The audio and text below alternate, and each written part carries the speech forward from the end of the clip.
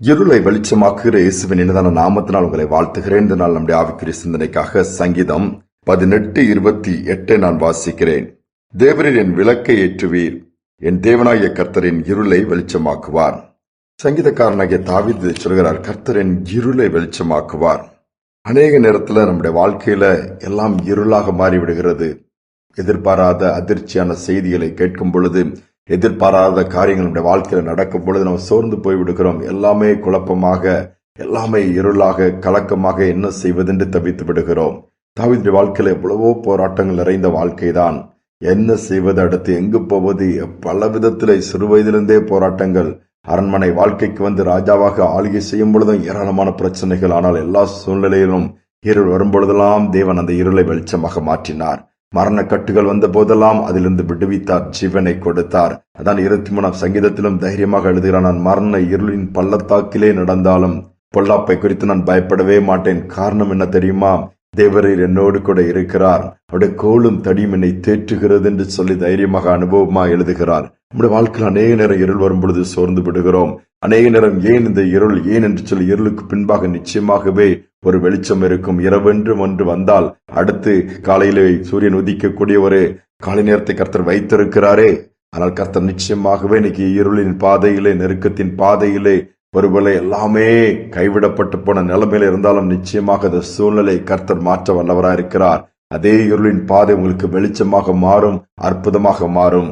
John பனியன் என்ற ஊழியக்காரருடைய வாழ்க்கையில ஆண்டவர் செய்த காரியங்கள்லாம் வித்தியாசமான ஒன்று.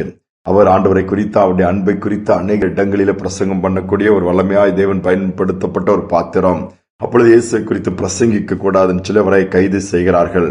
கைது செய்து குற்றவாளி கூண்டிலே ஏற்றி நிறுத்தப்பட்டு விட்டார்.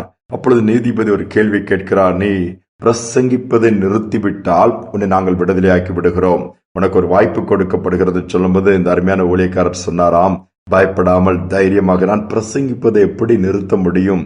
தேவனுடைய வார்த்தையை, சுவிசேஷத்தை, நற்செய்தியை சொல்லாவிட்டால் எனக்கு ஐயோ என்றல்லவா வேதம் சொல்லுகிறது. அவருடைய அன்பை குறித்து நான் சொல்லிதான் ஆக வேண்டும். இன்னொரு வாழ்க்கை இருக்கிறது என்பதை குறித்து நான் சொல்லிதான் ஆக வேண்டும்.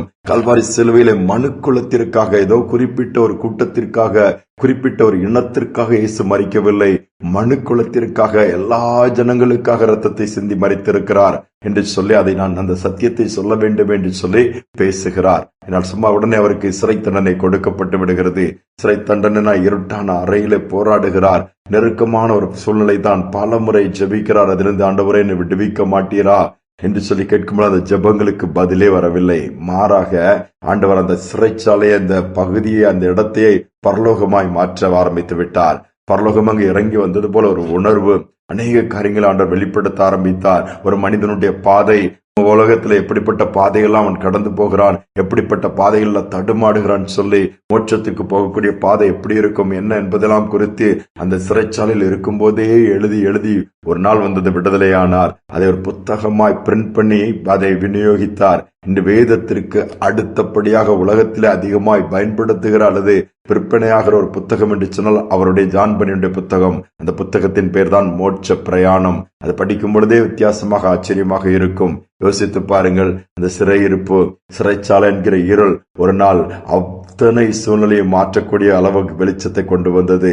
அநேகருக்கு ஆசீர்வாதமாய், அநேகரை சிந்திக்க வைக்கக்கூடிய ஒரு புத்தகத்தை எழுத வைக்கிற அளவுக்கு கர்த்தர் அங்கு காரியங்களை செய்ய ஆரம்பித்தார். நாம் எங்கு இருளில் தூக்கி போட்டாலும் இயேசு அங்கு நமக்கு வெளிச்சமாக இருப்பார்.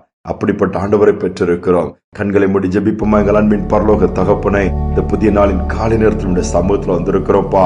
நான் இருட்டான பகுதியில் அடைக்கப்பட்டிருக்கிறேன், அல்லது என் வாழ்க்கை முழுவதும் சிறையிருப்பாய் மாறிடுச்சு.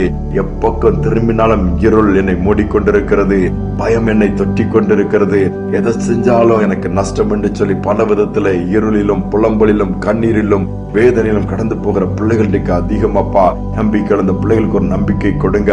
பாடுகளின் பாதையில் எத்தனை ஆண்டுகள் இந்த பாதை, எத்தனை ஆண்டுகள் இந்த போராட்டம், எத்தனை ஆண்டுகள் இந்த பலவீனம் என்று சொல்லி புலம்புகிற பிள்ளைகளுக்கு அந்த பாதையில் உடைய வல்லமை விளங்கட்டும், வெளிச்சம் உதிக்கட்டும். அதே பாதையை நன்மையாய் மாற்றிக் கொடுப்பீராக. செய்வதற்காய் ஸ்தோத்திரம். விளக்கை நீர் ஏற்றுவதற்காய் ஸ்தோத்திரம்.